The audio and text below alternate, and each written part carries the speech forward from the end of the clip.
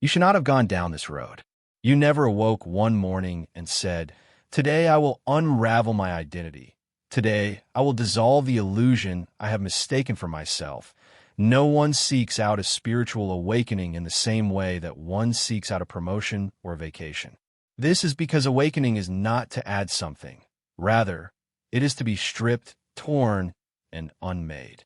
On the other hand, here you are, as if tectonic plates were shifting beneath the surface of a placid sea. Something within you has already started to break, and it is happening in a way that is both silent and visible. You don't see it yet, not completely, but you feel in the exhaustion that rest can't repair, in the yearning for something you can't get your hands on, and in the silent dread that your old life, your old beliefs, your old attachments, and your old mask no longer fit. I'm not experiencing a breakdown, nor am I experiencing depression. The death rattle of who you used to be and the lone whisper of who you are starting to become are both present in this moment. There are no pyrotechnics that accompany the arrival of spiritual awakening. Rather, it comes in whispers, in clues that are so faint and so unusual that you can miss them. However, they are present. Hints that were left behind by your unconscious, symbols, fragments, synchronicities, and a silent invitation to walk a route that will require everything from you and give you something that no one else can give you: yourself. In spite of the fact that everything appears to be in order, the first concealed sign is a profound feeling that something is extremely wrong. You are haunted by it when you are laughing. It seeps through your victories. It envelopes your accomplishments like smoke, which is invisible but stifling the accomplishments. From the outside, it may look like your life is ideal. You have achieved what you had wished for in the past. On the other hand, the soul is not interested in performance. It seeks the truth, and the truth always starts with what is uncomfortable. You have reached the point of fracture, the beginning of disillusionment. This is not the pessimism of the cynic, but rather the vision of the awakened, which is seeing through the polished mask that you have worn for an excessive amount of time. The persona, that carefully manufactured identity, which was built not from your essence, but from expectations, parental, cultural, societal, and even spiritual, a mask that was so compelling that you believed it up until this point. The second symptom is one that you most likely would not anticipate. You begin to lose interest in the things that used to define you. Some things, such as the titles, the applause, the routines, the plans, and the previous dreams, no longer excite you, and you are unsure of the reason for this development. Others will inform you that you have changed, as if it were a criminal act. Despite the fact that you nod, you don't even feel like you're at this place. It is as if someone has turned down the volume of your previous existence, and nothing tastes the same as it did before. This is due to the fact that the false self is making its way out of existence, and together with it, the addictions that supported it, such as approbation, distraction, and busyness. What is happening is that you are being disconnected from the matrix of meaning that you were unaware you were connected to. It is terrible, it is liberating, and it cannot be undone. Impossible. Despite this, no one in your immediate environment appears to comprehend, which leads us to the third indication. You experience feelings of isolation, not because you are separated, but rather because you are awakening. Suddenly, the world that you used to be a part of seems like a foreign language to you. Conversations appear to be empty. Relationships appear to be out of alignment. And small conversation has the flavor of dust. You are no longer desiring company. Rather, you are craving authenticity, which is a perilous yearning in a culture that is addicted to fake identities. Carl Jung famously remarked, "The privilege of a lifetime is to become who you truly are." However, he never said that this would be popular, nor did he ever say that the route would be crowded, since it is not. To awaken is to deviate from the pack, not out of a sense of superiority, but out of a sense of necessity. Leave the security of the village and travel into the forest of yourself. Not the forest of light, but the forest of shadows, of echoes, and of everything you were taught to avoid. This is what it means to leave the village. And it is just at this point that the fourth sign reveals its face, or more accurately, its shadow. You find yourself confronting aspects of yourself that you had hoped to avoid seeing. This marks the beginning of shadow work, not as an idea, but rather as an experience that is happening in real life. You start to become aware of your propensity to react, your wounds, your protection systems, and your projections, and you find that it is becoming increasingly difficult to justify them. Over time, the mirror will grow intolerable until it is absolutely necessary. It dawns on you that the adversary is not present. It was never there. The wound, the critic, and the saboteur are all things that reside within. This is not a piece of bad news. Rather, it is a piece of holy news. It is you, for the reason that the instant you stop trying to escape your shadow, you also cease trying to escape your abilities. On the other hand, that is not how it really feels at first. In the beginning, it feels like everything is coming apart, which takes us to the sixth hidden sign. You mistake awakening for destruction instead of awakening. That is the reason. Death and rebirth are mentioned in a significant number of spiritual traditions for a specific reason. This is not a metaphor. Rather, it is the truth. At the same time as the ego, the illusion, and the story all pass away, the version of you that was never real also passes away. Grief is not only a reaction to the loss of something, but also to the fact that it was never completely lived. You lament the years that were thrown away, the false starts, and the masks that you wore so admirably. On the other hand, something is stirring beneath the sorrow. It is a spark, a presence, and a silence that is not lifeless but rather alive. Then, there comes a day when you hear it without any prior notice. There is no loudness or grandeur associated with the sixth sign. Nonetheless, it is the most mysterious of all the signs. A sense of direction from a higher power begins to permeate your being. Possibly it is in your dreams. Perhaps it is in synchronicities, such as a symbol that keeps appearing, a sentence that you needed to hear at the precise moment, an instantaneous realization, or a profound pull that your rational mind is unable to explain. But the soul is unconcerned about it. If you are still enough to hear, the soul is communicating with you right now. It does not move in a logical manner, but rather in symbols. Jung spent his entire life trying to comprehend the domain of the unconscious, which includes archetypes, myths, and visions. This is the language of the unconscious. Not only is this not a work of fiction, but it is also the old knowledge that you have forgotten you have. It will not yell at you. Rather, it will just murmur until you are ready to listen. Something changes when you give in to that whisper and allow it to take control of your life. Finally, we have arrived at the seventh hidden indicator, which is that you have come to the realization that there is no turning back. In addition, you are content with that for the very first time. However, the fear is still present, and the unknown continues to loom. However, there is something more profound going on now. It is a presence, a knowing, and a clarity that does not originate from answers, but rather from alignment. You are not the same person you used to be. No longer are you making an effort to be. You have begun to awaken, yet enlightenment is not a destination in and of itself. This is a separation of parts, in and of itself. The notion that you will one day arrive to a state of pure brightness and peace is an illusion that is just waiting to be discovered and destroyed. It is not about becoming more spiritual that awakening occurs.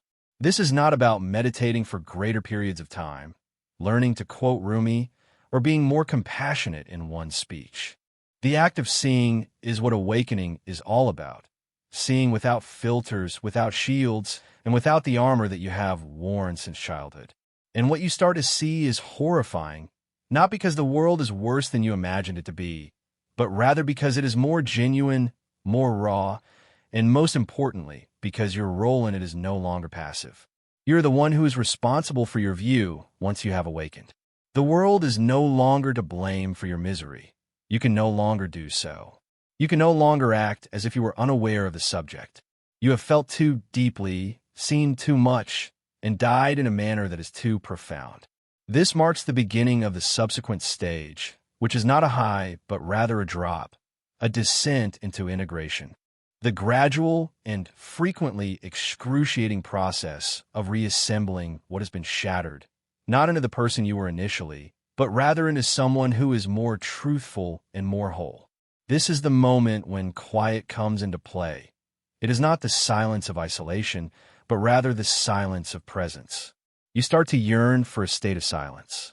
Turning down the volume of the outer world is something you do. It seems like social media is just noise. It is impossible to tolerate gossip. As a result of the news and other forms of distortion, you start to realize that you were never intended to take in this level of confusion. The neurological system, the psyche, and the spirit were all created with the intention of providing depth rather than distraction.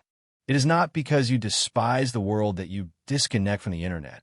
Rather, it is because you have finally come to respect yourself enough to stop letting your inner world be replaced by the outer one. These moments of silence are holy. It is the place where the pieces of your soul come back together, where your intuition becomes more acute, and where false narratives are dispelled. In spite of this, it is precisely in this stillness that you start to confront what may be the most difficult truth of all, the fact that you have been somewhat responsible for your own misery. Although it was not done purposely or consciously, you have betrayed yourself in order to get approval, to ensure your protection, and to find love that was never genuine. Not only for what was done to you, but also for what you allowed, tolerated, and participated in, you are now experiencing the consequences, which include the pain, the anger, and the bereavement. This tally is completely sacred. It is not intended to humiliate you. Rather, it is intended to liberate you. As a result of this place of radical honesty, another else emerges, something that is more profound than forgiveness, compassion. You start to understand the suffering that lies underlying the behaviors of other people.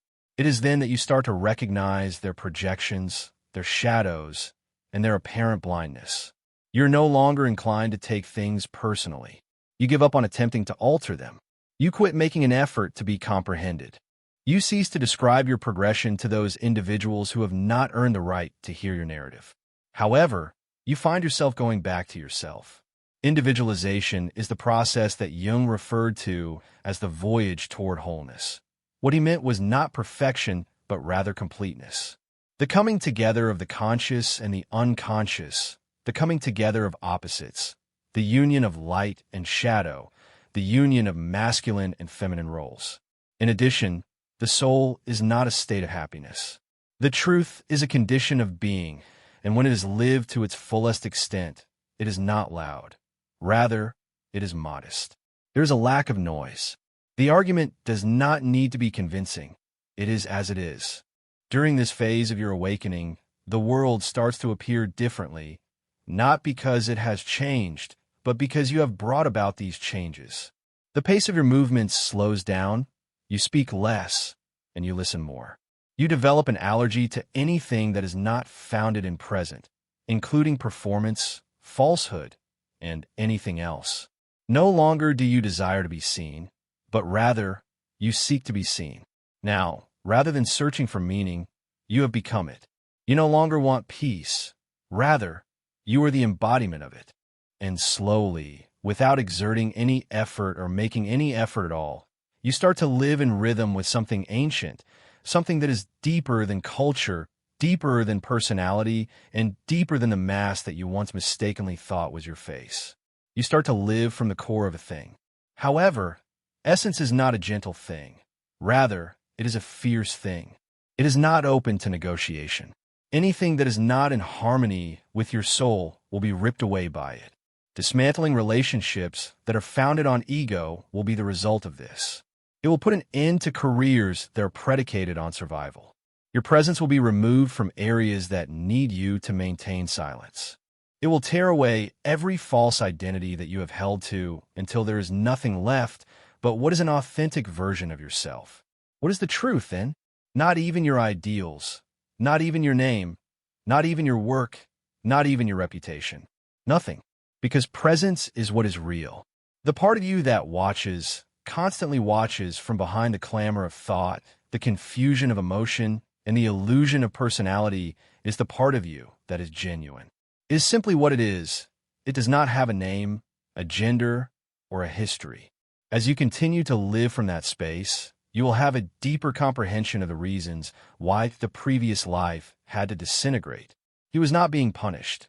Rather, he was being prepared. You did not get burned by the fire. Rather, it exposed you. You are not waking up in order to flee the world. Rather, you are waking up in order to enter it with your eyes wide open. Having said that, you are unable to undo what you have seen now. Pretending that what used to satisfy you still does, pretending that superficial relationships are sufficient, and pretending that numbing, retreating, and shrinking are anything less than soul suicide are all things that you no longer have the luxury of doing. When you first begin to experience a spiritual awakening, the price of giving up on yourself becomes unaffordable. You may make an effort to revert to old ways of doing things, old patterns, or old people in order to dull yourself, but something deep within you will not permit you to do so any longer. You are more alive and more conscious than you were before, which is why the pain is more intense now. It is not because you are broken. The cacophony, the lies, and the sleepwalking are completely intolerable to your system at this point. This is both the blessing and the weight that comes with being aware. You're more inclined to feel and sense. In a culture that is concerned with surfaces, you're the one who carries the weight of depth. You see through people, through conversations, and through entire meaning structures, and it has the potential to make you feel as though you are a ghost, even though you are surrounded by actual people. No, you are not the only one. Many are waking up in their homes, at their jobs, or in their silence, and doing so in a way that is unnoticeable to others. It is just a silent army of souls that choose truth over comfort, depth over diversion, and integrity over image. There is no parade, and there is no spectacular declaration. They may not be visible to you, but they are there. Moreover, one day, you will be able to know them by the way that they look at you, by the peace that they carry, by the suffering that they no longer run away from, and by the love that feels like it is being remembered. Because when you awaken, you no longer love with attachment. Rather, you love with awareness, with distance, and with reverence. Instead of attempting to possess something, you begin to witness it. When you cease accomplishing something of value, you begin to exude presence. Everything will be different now. Because you have finally made the decision to choose yourself, you no longer beg to be selected. Due to the fact that you finally like being by yourself, you no longer have a dread of being alone. In light of the fact that you have finally come to trust your internal compass more than the approval of others, you no longer seek validation. Additionally, as you adjust to this new way of being, you will notice that life begins to communicate with you in a less conventional manner. You manage to get your hands on the appropriate books, and the right individuals show up. They are not ideal, but they are aligned. Once upon a time, the challenges that you feared revealed their concealed lessons. Because of a shift in your frequency, the patterns that you have been repeating for years begin to weaken their hold on you. This is not due to luck or magic. Rather, it is because of your frequency. You are no longer living inside the confines of programming. Rather, you are living within presence, and within presence lies power. There is no power over other people, no supremacy, and no manipulation. Rather, there is sovereignty. A self-possessed state is one in which one is able to move from their core regardless of the storms that are raging around them. Having the capacity to feel intensely while simultaneously responding consciously. The capacity to be totally present in the here and now without needing to pretend to be somewhere else. Being woken implies not floating above life, but rather being rooted inside it. This is what it means to be awakened. The goal is not to escape suffering, but rather to find purpose in it. You should not try to avoid the shadow. Rather, you should learn to integrate it, dance with it, and allow it to educate you where your power was hidden. Participation, rather than perfection, is the primary means by which the self is brought into being. When you stop striving to be the light, you begin to become the container for everything that is light, shadow, joy, wrath, beauty, pain, quiet, and music. You transform into the complete, not the ideal, And in doing so, you become the embodiment of what the mystic spoke of and what Jung spent his entire life studying. The union of opposites, the reconciliation of the divide inside, the sacred marriage of soul and ego, instinct and spirit, masculine and feminine, chaos and order. It is no longer that you are looking for the road. Rather, you are becoming it. Each and every injury that you bear turns into a gateway.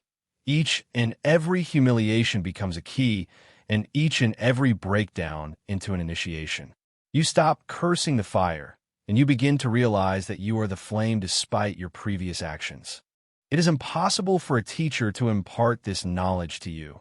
No ideology can produce it, and no guru can take the place of your own inner voice. Because awakening is not something that you do. Rather, it is something that you allow, something that you recall, something that has always been there, waiting for you to be still enough, honest enough, and courageous enough to return to it. This was never about avoiding the world. Rather, it was about returning to it, awake, open, and rooted in the self. And when you do that, you understand something else. This was never about escaping the world. It is not your purpose to hover in joy. Rather, you are here to embody your truth in the midst of devastation.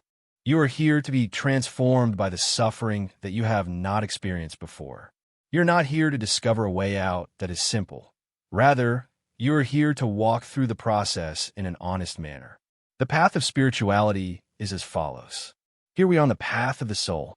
This is the silent revolution that is taking place behind the scenes of everyday life, not in temples or retreats, but rather in kitchens, commutes, heartbreaks, and restless nights. Your awakening has already started, and this is the beginning of it. Moreover, you have arrived at this point, which is not the conclusion of the voyage, but rather the start of a new one. The feeling is not one of being uplifted, enlightened, or floating in an untouchable ecstasy. Rather, it is one of being grounded, raw, and real, alive in a way that you have never been before. A state of consciousness that is both energizing and liberating. It is the paradox of awakening that follows. Rather than providing you with solutions, it provides you with clarity. Although it does not completely remove pain, it does increase your ability to tolerate it. It does not make life simpler. Rather, it gives it a deeper sense of significance. Every communication is elevated to a divine level. There is a teacher in every moment of silence. Each and every misstep serves as a reflection. When you start to realize that nothing is wasted, you realize that the betrayal, the bewilderment, the tears that you shed on the floor in the middle of the night, and the years that you believe you had lost are all squandered. Every one of them was involved in it. Every piece, every wound, and every false identity. All of these things have led you to this moment where you're no longer pursuing waking because you have realized that it is already taking place within you. There is no book that can adequately define it. It cannot be finished by any ritual. There is no label that can accommodate it. As it unfolds from within, it is a mystery that is being revealed, a dive into depth, a return to essence, a burning away of everything that is not true, and a rebuilding from the ashes of your own becoming. This road requires a profound and unrelenting return to the self that lies beneath the self. As Carl Jung famously remarked, the most terrifying thing is to accept oneself completely. This is exactly what this path requires. Rather than the persona or the image that is projected, it is the self that is complete, holy, and human. As a result of this, the presence of your existence begins to transform other people. It is not by teaching or preaching. Rather, it is through simply being. Because you are no longer hiding, others are able to sense something within you. This is not because you are attempting to be anything in particular. It is your silence that becomes more audible than their disorder. The boundaries you set become invitations to honor your authenticity. This quiet will become the reverberation of the truth. You have stopped rescuing people. You have stopped elaborating on yourself. Stop shrinking yourself to fit into spaces that are disrespectful to your spirit. You transform into a mirror, but not one that reflects beauty, but rather one that reveals. Also, not everyone will find it appealing. There will be some people who oppose it. For some, it will be projected onto. Some people will make an effort to re-enter their delusion because they perceive that your freedom poses a threat to their own. Despite this, you do not go back to the roles you used to play, not because you despise them, but rather because you have outgrown them. As of right now, you are not here to be liked. Rather, you are here to be genuine. There is no longer a need for you to be understood. Rather, you are here to be the embodiment of understanding. No longer are you here to play little. Rather, you are here to occupy the space that your soul was destined to occupy from the moment it was born. Both the benefit and the sacrifice of awakening are reflected in this. You will drop a lot of things, including illusions, masks, superficial ties, and the convenience of collective sleep. Nevertheless, what you acquire is unshakable. It is not possible to take it, and it is not contingent on the conditions. You are the self, the truth, and the inner flame that you carry, and it resides within you as you. The fact that it exists now in a quiet, humble, and unabashed manner is sufficient, simply because you are no longer following in the footsteps of another person. At this point, you are no longer reciting the beliefs of another person. It is no longer necessary for you to wait for permission. The reason you are becoming the embodied embodiment of your own soul is not because it is simple, but because it is genuine, not because it is glamorous, but because it is genuine, not because it is perfect, but because it is the only thing that is worth living for. Therefore, if you get the sensation that you are falling apart, allow yourself to fall. If you aren't sure where you're going, have faith that the soul is drawing you inside. It is time to let go of all you once clung to if it is gradually disappearing. There is no such thing as death. Rather, you are awakening, and all that you're losing is actually making room for everything that you are. You do not have to be in a hurry. You don't have to exert any force. Underneath the noise, underneath the fear, and beneath the roles, you do not need to transform into anything other than exactly what you already are. As the space, the witness, the fire, and the stillness, you are also the space. The unfolding, the remembering, and the truth that cannot be taught but must be lived are all included in you. And if you have experienced the call, if you have felt the rupture, if you have gone through the night without a map, then you should be aware of the following. Your spiritual awakening has already begun, and your soul is already rising.